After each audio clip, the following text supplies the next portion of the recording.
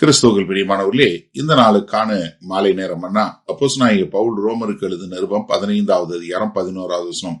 ரோமர் 15:11. ரோமன்ஸ் 15:11. மேலும் புறஜாதிகளே எல்லாரும் கர்த்தரை துதியுங்கள், ஜனங்களே எல்லாரும் அவரை புகழுங்கள் என்றும் சொல்லுகிறார். அதான் அப்போஸ்தலனாகிய பவுல் புறஜாதியார் யூதர்கள் 2 பேருமே தேவனுடைய திட்டம் தான், அதுல யாருமே விளக்கு இல்ல என்கிற ஒரு காரணத்தை சொல்லி வரும்போது அவர் பழைய ஏற்பாட்டில இருந்து சொல்றாரு. முதல்ல 18வது சங்கீதம் 49வது வசனம் சொன்னாரு. அடுத்து உபாகம் 32ல 43வது வசனம் சொன்னவரு இப்ப சங்கீதத்துல இருந்து எடுத்து சொல்றாரு. எந்த சங்கீதம்? 117வது சங்கீதம்.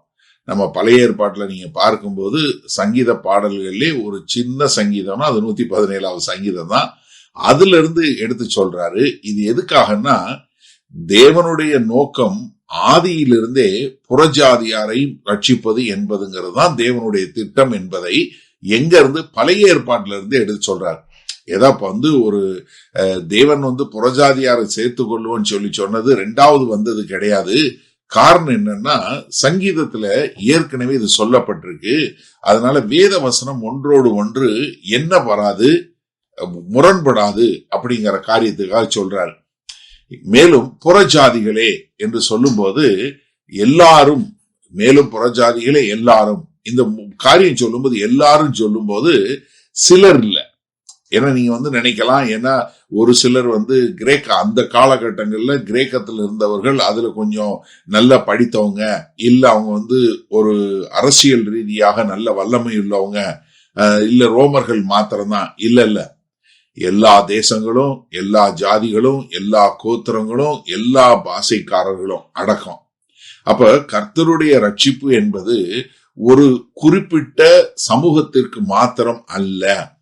ஏன்னா இது தேவன் ஆபிரகாமுக்கு வாக்கு கொடுக்கும்போது என்ன சொன்னாரு? ஆதியாகமம் 12வது அதிகாரம் 3வது வசனத்துல உன் மூலமாய் ஜாதிகள் எல்லாரும், தேசங்கள் எல்லாரும் ரட்சிக்கப்படும் அப்படிங்கறத சொன்னாரு. அதான் கலாத்தியர் 3:8 பார்க்கணும். இதனுடைய நிறைவேற்றத்தை எங்க பார்க்கிறோம்? வெளிப்படுத்தின விசேஷம் 7வது அதிகாரம் 9வது வசனத்துல பார்க்கிறோம். அங்க எல்லாரும் நின்று கர்த்தரை ஆராதிக்க கூடியது. இங்க 2 வார்த்தை சொல்றாரு. கர்த்தரை துதியுங்கள், அவரை புகழுங்கள். அதாவது துதியுங்கள்ங்கிறது பாடக்கூடியது, சத்தமாக பாடக்கூடியது. புகழுங்கள்ங்கிறது அதாவது நம்ம அவரை குறித்து நல்லபடியா பேசக்கூடியது. அப்ப என்னன்னா, நீங்க ஆராதித்தாலும் சரி, நீங்க கர்த்தரை குறித்து பேசினாலும் சரி, இது சிலுவை போல கர்த்தரை குறித்து பாடுவது என்பது மேல் நோக்கி சொல்லக்கூடியது, கர்த்தரை குறித்து பேசுவது மற்றவர்களுக்கு வெற்றிகள் ஹரிசாண்டல் சொல்றோம் இல்லையா? அப்ப என்னன்னா, நம்ம பாட்டு பாடுவதுங்கிறது, கர்த்தரை ஆராதிப்பதுங்கிறது ஒரு பிரைவேட் இது மாத்திரம் இல்ல, பப்ளிக்கும் அப்படின்னு சொல்லக்கூடிய ஒரு காரியத்தை தான். அது மாத்திரமல்ல, இங்க அப்போஸ்தலனாகிய பவுல் இங்க மறுபடியுமாக அவர் என்ன பண்றாரு? ஒரு டாக்டரின்ல இருந்து ஒரு டாக்ஸாலஜி என்று சொல்லக்கூடியதாக கர்த்தரை துதிக்கக்கூடியது. ஏன்னா நம்ம ரோமர் 11:33 இருந்து 36 வரை உள்ள வசனங்கள் பார்த்தோம். அவர் உரையில எழுதும்போது என்ன பண்றாரு? கர்த்தரை புகழ்ந்து பாடக்கூடிய ஒரு காரியத்தை பார்க்கிறோம். சரி, இந்த நாள்ல இந்த வசனத்தை நம்ம எப்படி எடுத்துக்கொள்வது? முதலாவது என்னன்னா, இந்த சங்கீதம் என்ன சொல்லனா, வாரத்துக்கு ஒரு முறை துதிங்கன்னு சொல்லல. என்ன? அவரை எப்போதும் துதியுங்கள், எல்லாரும் அவரை துதியுங்கள். அப்ப என்னன்னா, நம்ம ஒவ்வொரு நாளும் காலையில எழும்பினதுல இருந்து கர்த்தரை துதிக்கக்கூடியவர்களாய், அவருடைய மகிமையை குறித்து மற்றவர்களோடு புகழ்ந்து பேசக்கூடிய மக்களாய் இருக்கிறோமா? இல்ல காலையில எந்திரிச்சது நம்மளுடைய தொலைபேசிய, அலைபேசிய, என்ன மொபைல் போனை செக் பண்றவங்களா இருக்கோமா? ஏன்னா இங்க நீங்க என்ன, நீங்க ரொம்ப உட்காந்து அரை மணி நேரம் ஜெபம் பண்ணுங்க, இல்ல அரை மணி நேரம் துதிங்கன்னு சொல்ல, ஒரு 30 செகண்ட், ஆண்டவரே எல்லா கணத்திற்கும் எல்லா துதிக்கும் நீர் ஒருத்தர் தான் பாத்திரர், இந்த நாள் முழுவதும் உமக்கு உகந்ததா இருக்கட்டும் அப்படின்னு சொல்லி ஆரம்பிக்கலாமே. ஏன்னா இந்த கட்டளை யாருக்குன்னா எல்லாருக்கும். அப்ப இது என்னன்னா, இதுல ஆப்ஷன் கிடையாது. இது யாரோ ஆவிக்குரியவங்களுக்கு மாத்திரம்தான், இல்ல சிலருக்கு மாத்திரம்தான் அப்படின்னு சொல்லக்கூடிய ஒரு காரியத்துல நம்ம எடுத்துடக்கூடாது. 2வது இன்னொரு காரியம் சொல்றேன். நம்மளை சுற்றி பிரிவினையான வேறுபாடான மக்கள் இருப்பாங்க. அது என்ன பண்ணக்கூடாதுன்னா, நம்மளை பிரிக்க கூடாது. மாறாக நாம் தேவனை துதித்ததற்கு அது உதவி செய்யக்கூடியதாய் இருக்கணும்.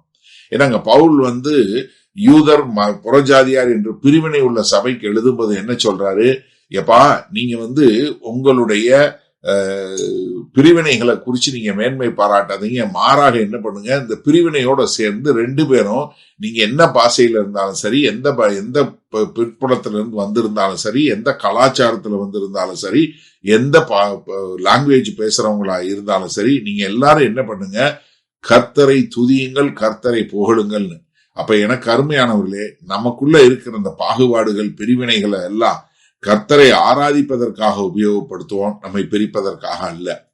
வல்லபிதாவே, இதோ உம்மை காலையில் எழுந்தவுடன் ஆராதித்து, ஆண்டவரே எங்களுக்குள்ள உள்ள பிரிவினைகள், எங்களுக்குள்ள வேறுபாடுகளை கொண்டு உம்மை துதிக்க பயன்படுத்துவதற்கு நாங்கள் எங்களை முழுமையாய் அர்ப்பணிக்கிறோம். மீட்பரும் இரட்சகருமாகிய இயேசு கிறிஸ்துவின் மூலம் ஜெபிக்கிறோம் வல்லபிதாவே, ஆமேன். கர்த்தர் உங்களை ஆசீர்வதிப்பாராக. நாம் நாளை காலை தினசரி தியானத்துல சந்திப்போம். Good night.